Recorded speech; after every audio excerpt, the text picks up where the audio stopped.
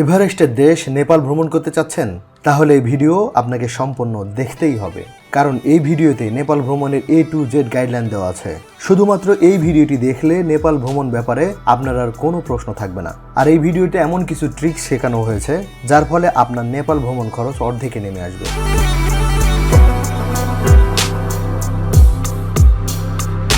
হিমালয় কন্যা নেপাল। নেপাল মাউন্ট এভারেস্টের জন্য বিশ্বব্যাপী পরিচিত। নেপালে মাউন্ট এভারেস্ট ছাড়াও রয়েছে ওয়ার্ল্ড হেরিটেজ সাইট, প্রাচীন মন্দির এবং প্রাকৃতিক সৌন্দর্য উপভোগের উৎকৃষ্ট স্থান। অ্যাডভেঞ্চার প্রেমীদের জন্য রয়েছে bungee jumping, cable car, paragliding, mountain biking, sky cycling সহ আরও অনেক অ্যাক্টিভিটিস। নেপালের সংস্কৃতি খুব সমৃদ্ধ এবং বৈচিত্র্যময়। এখানে বিভিন্ন জাতিগোষ্ঠীর বসবাস, তাদের নিজস্ব সংস্কৃতি, পোশাক ও উৎসব রয়েছে। নেপালের মানুষ খুবই বন্ধুসুলভ এবং আতিথেয়তা পরায়ণ। নেপাল পুরোটাই পর্যটন বান্ধব দেশ।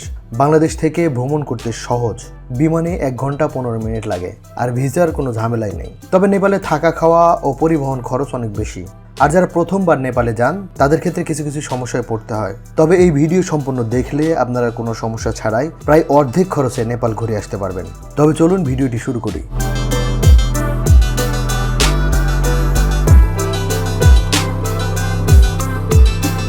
নেপাল ভ্রমণের প্রস্তুতি। নেপালে যেতে যে ডকুমেন্টগুলি লাগে তার মধ্যে মিনিমাম 6 মাস মেয়াদ আছে এমন একটি পাসপোর্ট এবং নেপালের ভিসা। নেপালের ভিসার ক্ষেত্রে কোনো ঝামেলা নেই, কারণ নেপালে পৌঁছার পরে অন অ্যারাইভাল ভিসা পাবেন আপনি। এয়ারপোর্টে অন অ্যারাইভাল ভিসার জন্য মেশিন সেট করা আছে, ওখানে কিছু তথ্য দিয়ে একটা ফর্ম পূরণ করলেই আপনি ভিসা পেয়ে যাবেন। সবচেয়ে গুরুত্বপূর্ণ এয়ার টিকিট সংগ্রহ করা। ঢাকা ইন্টারন্যাশনাল এয়ারপোর্ট থেকে কাঠমান্ডু এয়ারপোর্টে যাওয়ার জন্য হিমালয় এয়ারলাইন্স চলাচল করে। হিমালয় এয়ারলাইন্সের রাউন্ড টিকিট 30,000 থেকে 50,000 টাকা পর্যন্ত। ভ্রমণের তারিখের যত আগে টিকিট কিনবেন ভাড়া তত কম লাগবে। আপনি যদি 2 মাস আগে থেকে ভ্রমণের প্ল্যান এবং টিকিট সংগ্রহ করেন তাহলে 30 থেকে 34,000-এর মধ্যে যাওয়া ও আসার টিকিট পেয়ে যাবেন। যদি ভ্রমণের 10 দিন বা আরও কম সময় আগে টিকিট সংগ্রহ করেন তাহলে 45 থেকে 50,000 টাকা পর্যন্ত টিকিট ভাড়া লাগতে পারে। আপনি যদি চাকরিজীবী হন তাহলে NOC, ভিজিটিং কার্ড এবং আইডি কার্ড সাথে নেবেন। আর আপনি যদি ব্যবসায়ী হন তাহলে আপনার ব্যবসার ট্রেড লাইসেন্স সাথে নিতে হবে। সাথে লাগবে ব্যাংক স্টেটমেন্ট আর নেপালে যে হোটেল বুকিং করেছেন তার তথ্য। নেপালে খাদ্যদ্রব্যের দাম অনেক বেশি, বাংলাদেশের তুলনায় প্রায় ডাবল। তাই কিছু শুকনো খাবার বাংলাদেশ থেকে নিয়ে যেতে পারেন। সাইট সিইং এর সময় ক্ষুধা লাগলে খেতে পারবেন। এই খাবারগুলো আপনার সাথে থাকলে বাইরে থেকে কোনো খাবার কিনে খেতে হবে না, যেমন chips, biscuit, ready cup noodles ইত্যাদি। কিছু কমন রোগের ওষুধ নেবেন, যেমন মাথা ব্যথা। রোদে ও বৃষ্টিতে সাইট সিইং করার পর অনেক সময় মাথা ব্যথা করে, এবং সাথে কয়েকটি স্যালাইন নেবেন। দেখবেন আপনার কাজে না লাগলেও অন্য কারো কাজে লাগছে। মানি এক্সচেঞ্জ করে নিতে পারেন বাংলাদেশ থেকেই। যদি বাংলা টাকা কনভার্ট করতে চান তাহলে বাংলা এবং নেপালি রুপির মান প্রায় সমান। বাংলাদেশি টাকার মান নেপালি টাকার চেয়ে একটু বেশি, তবে আপনি এক্সচেঞ্জ করার সময় সমান টাকায় পাবেন।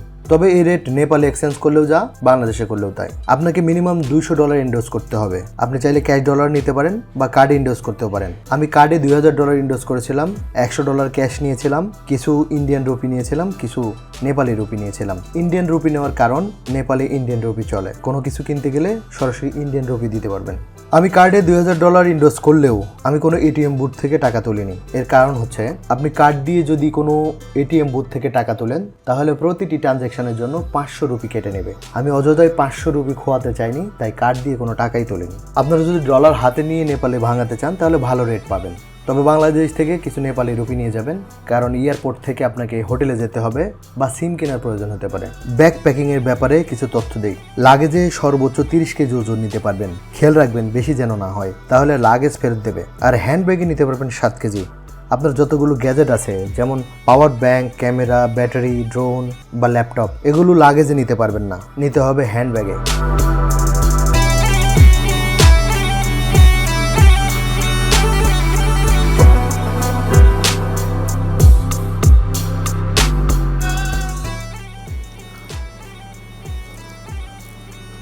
দর্শক, আজকে 2026 সালের রমজানের 29তম দিন, অর্থাৎ এখন যে সেহরিটা খাচ্ছি সেটা 29তম রমজানের সেহরি।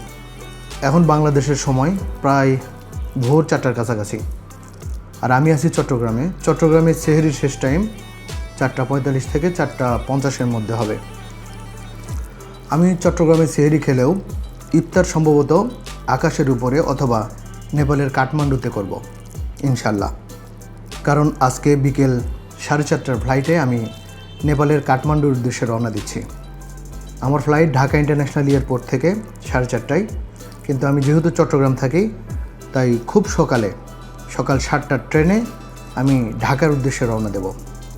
আমার জার্নিটা শুরু হচ্ছে চট্টগ্রাম থেকে।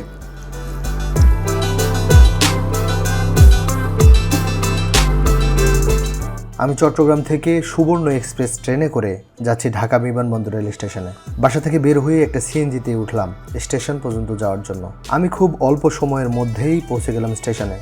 ভোরে রাস্তাঘাট ফাঁকা ছিল, তাই খুব তাড়াতাড়ি পৌঁছে গেলাম। ট্রেন যাত্রা শুরু করবে 7টায়, তাই ট্রেনে উঠে অপেক্ষা করছিলাম। বরাবর 7টা বাজে ট্রেন যাত্রা শুরু করলো। ট্রেন ছুটে চলেছে ঢাকার দিকে।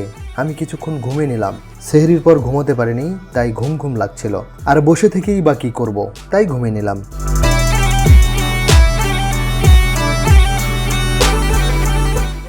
ট্রেনটি 12টা 10 মিনিটে পৌঁছালো বিমানবন্দর রেল স্টেশনে। আমি ট্রেন থেকে নেমে সরাসরি সিএনজি নিয়ে চলে গেলাম এয়ারপোর্টে। এখন সময় দুপুর 1টা, আমার ফ্লাইট 4টা 30 মিনিটে। হাতে আছে 3.5 ঘন্টা। বোর্ডিং পাসের কাউন্টারে লাগেজ বুকিং করতে হয়, আর এখানে এয়ারক্রাফটের সিট নির্ধারিত হয়। আমি কাউন্টারের ভাইয়াকে বলে ডান দিকের জানালার পাশে একটু সিট নিলাম। ডান পাশের জানালায় কেন সিট নিলাম তা বিমানে উঠে বলবো। বোর্ডিং পাস শেষে সরাসরি ইমিগ্রেশনে না গিয়ে পুলিশ চেকিং পয়েন্টে গেলাম। যারা প্রথমবার নেপালে যাচ্ছেন তারা ইমিগ্রেশনে যাওয়ার আগে যেতে হবে এই চেকিং পয়েন্টে। এখানে passport, NOC, bank statement check করে কিছু প্রশ্ন করবে। প্রশ্নের সঠিক উত্তর দিতে পারলে একটা সাইন করে ছেড়ে দেবে। আমি যেহেতু নেপালে প্রথম, তাই এই চেকিংটা করিয়ে নিলাম। তারপর গিয়ে দাঁড়ালাম ইমিগ্রেশনে। ইমিগ্রেশন খুব সহজেই শেষ করলাম। ইমিগ্রেশন শেষ করে অপেক্ষা করছিলাম ফ্লাইটের জন্য।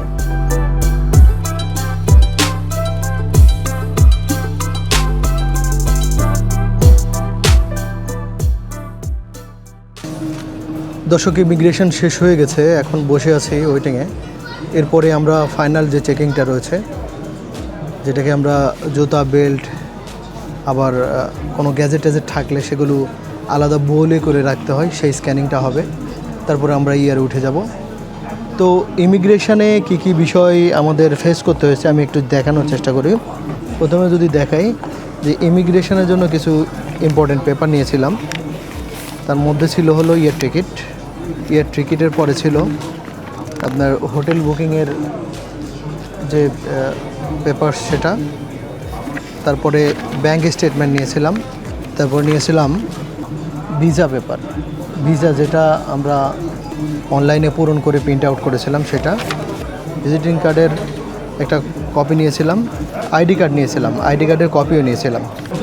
আরেকটা পেপার নিয়েছিলাম, পেপারটি হলো এনওসি। তবে এনওসি চেক করার পরে রেখে দিয়েছে, তেমন কোনো ঝামেলা হয়নি। যা যা চেক করার সবগুলো দেখে নিয়েছে। দেখে নেওয়ার পরে আমরা সরাসরি চলে এসি ইমিগ্রেশনে। খুব প্যারা দেয় নাই।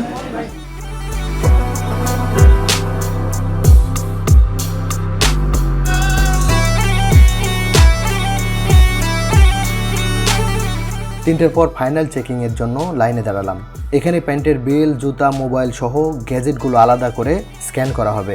সবার মতো আমিও বেল্ট, জুতা সব কিছু খুলে স্ক্যান করলাম এবং ওয়েটিং রুমে ওয়েট করছিলাম। এখন আর কোনো চেকিং নেই, শুধু ইয়ারের জন্য অপেক্ষা। কিছুক্ষণ পর ডাক পড়লো। আমরা ওয়েটিং রুম থেকে বের হয়ে চলে গেলাম বাসে করে যেতে হবে এয়ারক্রাফটে।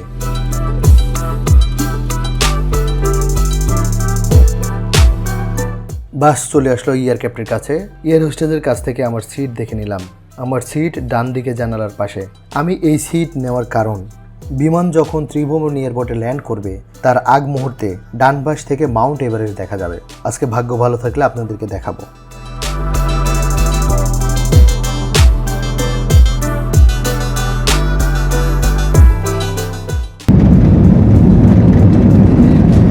এই টেক অফ করে ফেলেছে বিমান, অলরেডি টেক অফ করে ফেলেছে। এখন বাজে 18, 12 মিনিট আগেই টেক অফ করে ফেলেছে।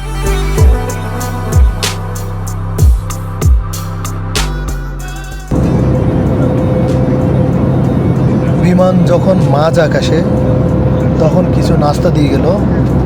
একটা হাফ লিটারের পানির বোতল, একটা বিস্কিটের প্যাকেট,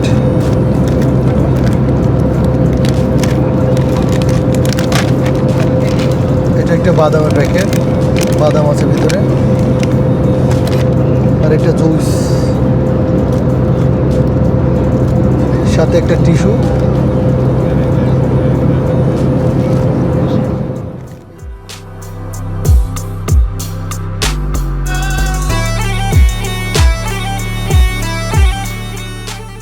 আমরা এখন কাঠমান্ডুর আকাশে, আর কিছুক্ষণ পরে ল্যান্ড করবে। এখন দেখতে পাচ্ছি মাউন্ট এভারেস্ট। আপনারা কি দেখতে পাচ্ছেন? এই মাউন্ট এভারেস্ট দেখার জন্য ডান দিকে জানালার পাশে সিট নিয়েছিলাম।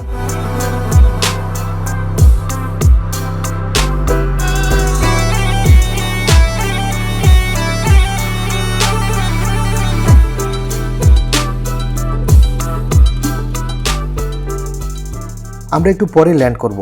ল্যান্ড করার আগ মুহূর্তে কাঠমান্ডু শহরটা অসম্ভব সুন্দর লাগছে। পাহাড়ের গায়ে গায়ে বিল্ডিংগুলো খুব সুন্দর করে সাজানো।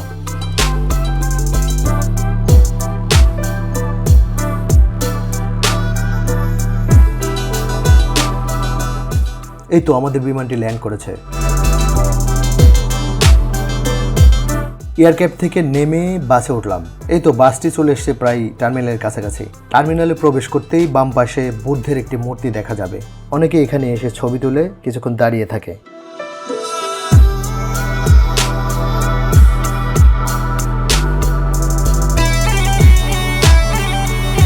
এখান থেকে সামান্য একটু এগিয়ে ডান দিকে তাকালে চোখে পড়বে সবাই লাইন ধরে মেশিনে ফর্ম পূরণ করছে। নেপালে যে অনঅ্যারাইভাল ভিসা দেয়, এই ভিসার ফর্ম এখানে পূরণ করতে হয়। এখানে অনেক সময় ভিড় থাকে, যার কারণে ফর্ম পূরণ করতে সময় লাগে। আপনি বাংলাদেশ থেকে এসে এয়ারপোর্টের এই জায়গাতে মেশিনের মাধ্যমে ফর্ম পূরণ করলেই পেয়ে যাবেন অনঅ্যারাইভাল ভিসা। দর্শক, যাদের হাতে বাংলাদেশ থেকে পূরণ করা বা যে কোনো দেশ থেকে পূরণ করে এরকম অনঅ্যারাইভাল ভিসার ফর্মটা আছে, তারা সরাসরি ইমিগ্রেশন লাইনে যোগ দিতে পারবে। তাদের এই ফর্ম আর পূরণ করতে হবে না, তাই সরাসরি ইমিগ্রেশন লাইনে চলে যাচ্ছে।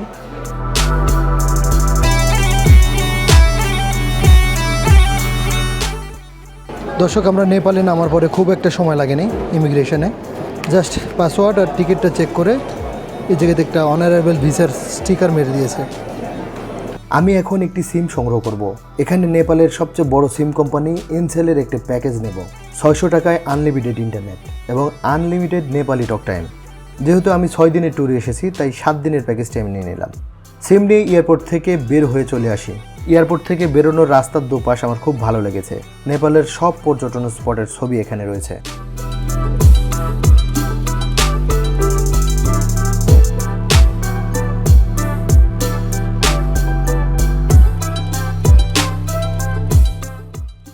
এয়ারপোর্ট থেকে বেরোতেই আমাদের গাইড ধর্মরাজ আমাকে নেপালি খাদা পরিয়ে নেপালে অভিনন্দন জানায়। তারপর আমরা আমাদের জন্য অপেক্ষা করা বাসে উঠে পড়ি। বাসে করে চলে যাই আগে থেকে বুকিং করা হোটেলে।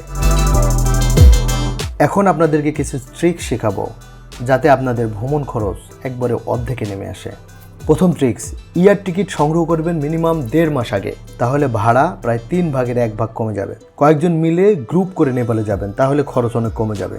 একটা উদাহরণ দিই, একটা গাড়ি ভাড়া করবেন 5,000 টাকায়।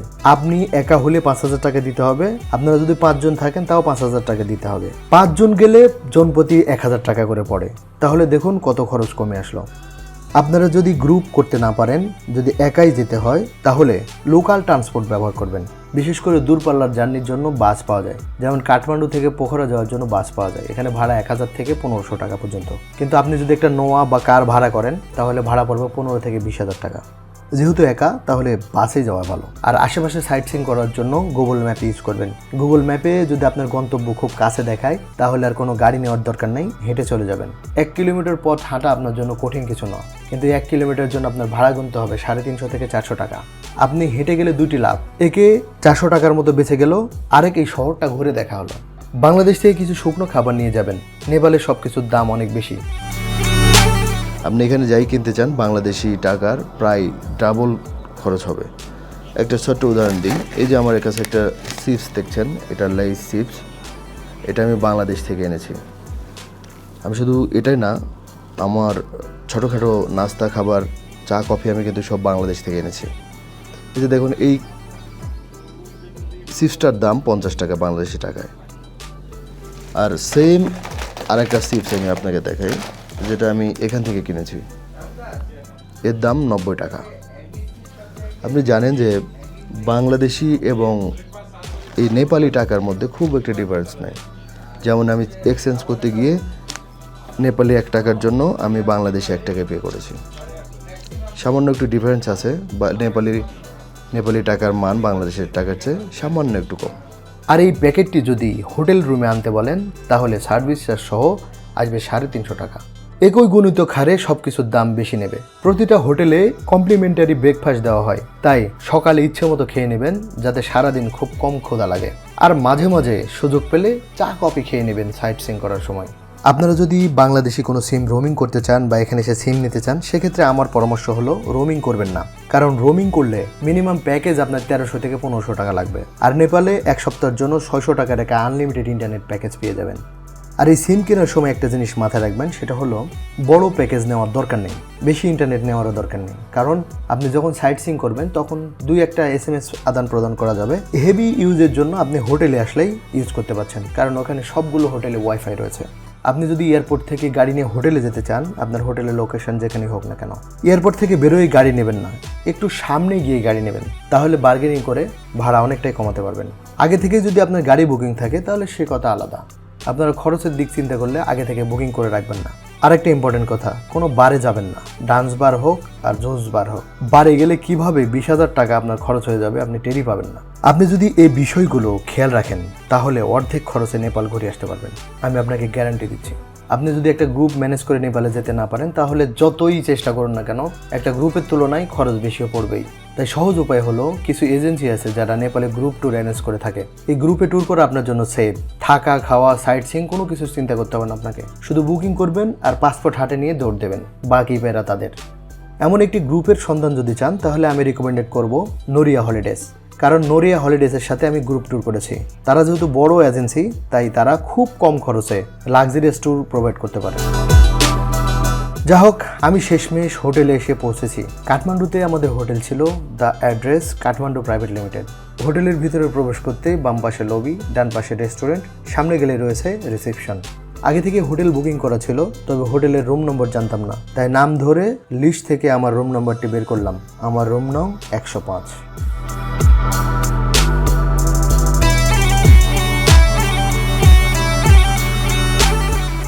রুমের ভিতরে প্রবেশ করতে বামে ওয়াশরুম যেরকম হয় ঠিকই আছে। আর রুমের সামনে একটা ওয়ার্ডরোব রয়েছে, এখানে কাপড় চোপড় রাখা যায়। আর এই হলো বেড, এপাশে ডাবল বেড, এপাশে সিঙ্গেল। আর এখানে কিছু অ্যামিনিটিস রয়েছে, চা কফি, টেলিভিশন রয়েছে। রুমের ভিতরে সোফা রয়েছে 2 পাশে, তবে কোনো বেলকনি নেই। দর্শক, অনেক জার্নির পরে শেষ পর্যন্ত কাঠমান্ডুতে এসে পৌঁছালাম। আর এই পর্যন্ত ছিল আজকের ভিডিওর, চট্টগ্রাম থেকে কিভাবে কাঠমান্ডু পর্যন্ত আসলাম। দর্শক, ভিডিওটি দেখে আমাকে জানাবেন কমেন্টে কেমন লেগেছে। যদি ভালো লাগে অবশ্যই শেয়ার করে আরেকজনকে দেখাবেন, আর সবার সঙ্গে সাথে থাকবেন। আল্লাহ হাফেজ।